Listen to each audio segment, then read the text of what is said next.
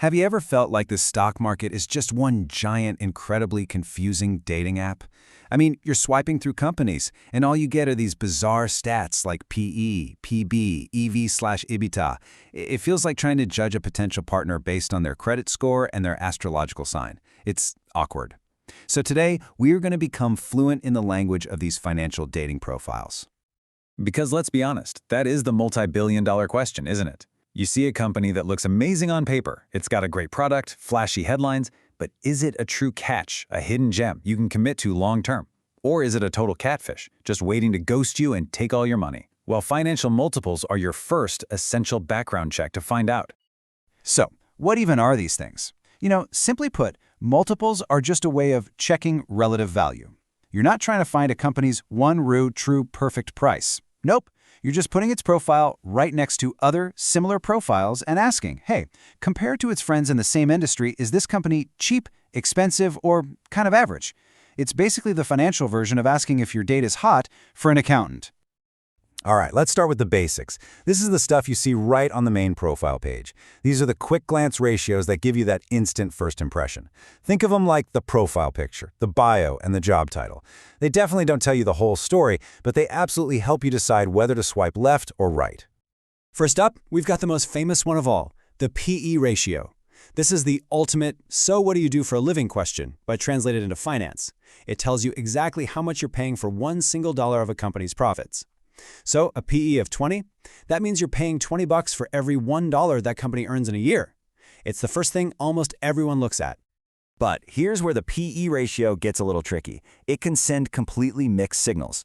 A low PE might be a huge green flag. Hey, you found a bargain. Or it could be a massive red flag that the company is in some serious trouble. And on the flip side, a high PE could signal a super promising growth company, a future CEO, right? Or it could just be ridiculously overpriced. Kind of like someone whose profile says entrepreneur when they really just sell essential oils on Facebook. So, who should you actually use the PE ratio on? Well, it's perfect for the stable, predictable types. Think mature, profitable companies that really have their life together. It's their best look. But for companies that are losing money or are in a super cyclical up and down business, trying to use a PE ratio on them is like asking a moody artist about their 401k plan. It's just not going to give you a useful answer. Okay, next up, the price-to-book ratio. I like to call this the do they own a house or do they just rent metric. It compares the company's stock price to its book value, which is basically the net worth of all its stuff, written down on a balance sheet.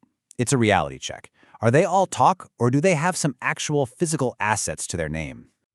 Now, here's the catch. If a company is amazing at using its assets to make money, if it's generating a high return on its equity, then it deserves a high PB ratio. That's a definite green flag.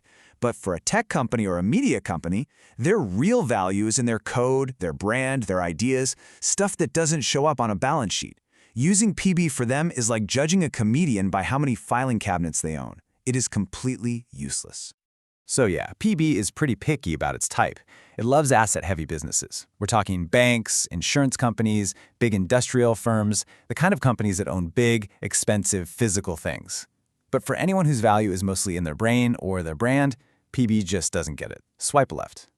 Next, we have the price-to-sales ratio. This is the ultimate potential metric. It completely ignores profits and just looks at sales. It tells you how much you're paying for every single dollar of revenue. You can think of it as the dating profile that's all exciting travel photos and hustle culture stories, but you have absolutely no idea if they can actually pay their bills. And that's the exact trade-off, right? On one hand, it's a huge green flag. PS is fantastic for spotting the next big thing, a young, fast-growing company that's grabbing market share like crazy. But the red flag is gigantic. Sales do not equal profit. A company can have $1 billion in sales and still be losing money hand over fist.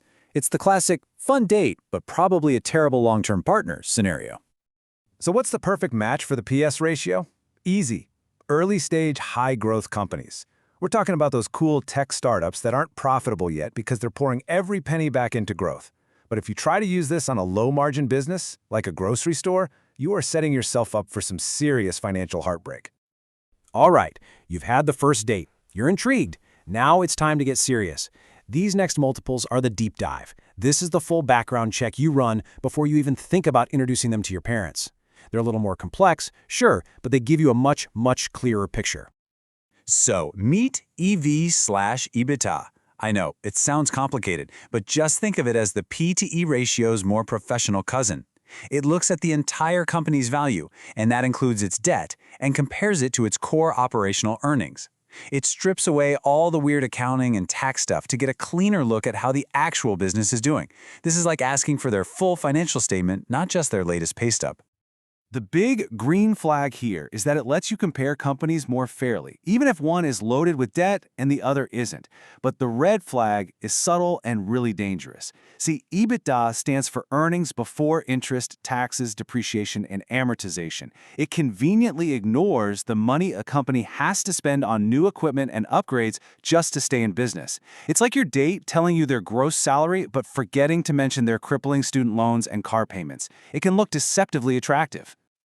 So investors love this for comparing different companies across borders and industries. But it is a total trap for businesses that are constantly buying expensive stuff, like airlines or manufacturers. For them, EBITDA is a fantasy number that has almost nothing to do with the cash they actually get to keep. And finally, we have EV to sales. This is the price-to-sales ratio's more ambitious older sibling. It values the entire company, debt and all, based purely on its revenue stream. This is the ultimate bet-on-the-dreamer multiple. You're not looking at profits now, you're looking at the potential for massive profits way down the road. This is the dating profile that just says, changing the world.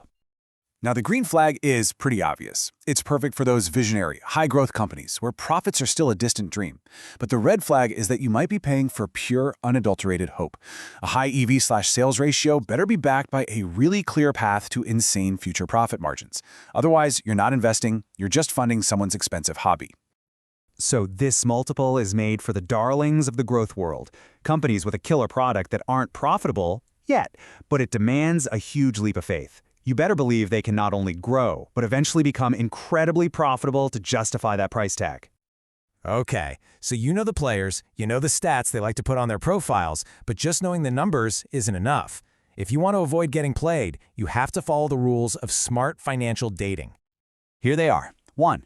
Compare apples to apples. Seriously, don't compare a bank's PB to a software company's. 2. Use clean numbers. Adjust for any one-time weird stuff. It's like ignoring that one photo where they're standing next to a celebrity. 3. Understand what drives the multiple. PS is about future profit margins. PB is about return on equity. You have to know what story the number is trying to tell. 4. Use medians, not averages. Don't let one crazy outlier totally skew your perception of what's normal. And 5, and this is the most important one, look for mismatches. When a company has the stats of a superstar but a story that's full of holes, that's where you find danger. Or a huge opportunity. And here it is, the cheat sheet you've been waiting for. PE is basically asking, are they a bargain or are they just broke? PB asks, do they actually own anything cool? PS is wondering, are they popular even if they're poor? EV/EBITDA wants to know what's their real earning power for real, and EV/sales asks the big one, is their dream actually worth buying into? But at the end of the day, you have to remember this one crucial idea. A multiple is like a map of a city. It's incredibly useful, right? It shows you the main roads and where things are relative to each other. But it can't show you the vibe of a neighborhood, the hidden gems, the real texture of the place. Multiples simplify reality. They don't capture it completely. And that leads us to the final thought. Every multiple you see, every single PE ratio, every EV/sales number, it's just the market's opinion, baked into a single number. It's the collective swipe right or swipe left of millions of investors. Your job isn't just to read that number. Your job is to ask, does that opinion make sense? Is the market right? Because figuring out where the market gets it wrong, well, that's where the real opportunity is.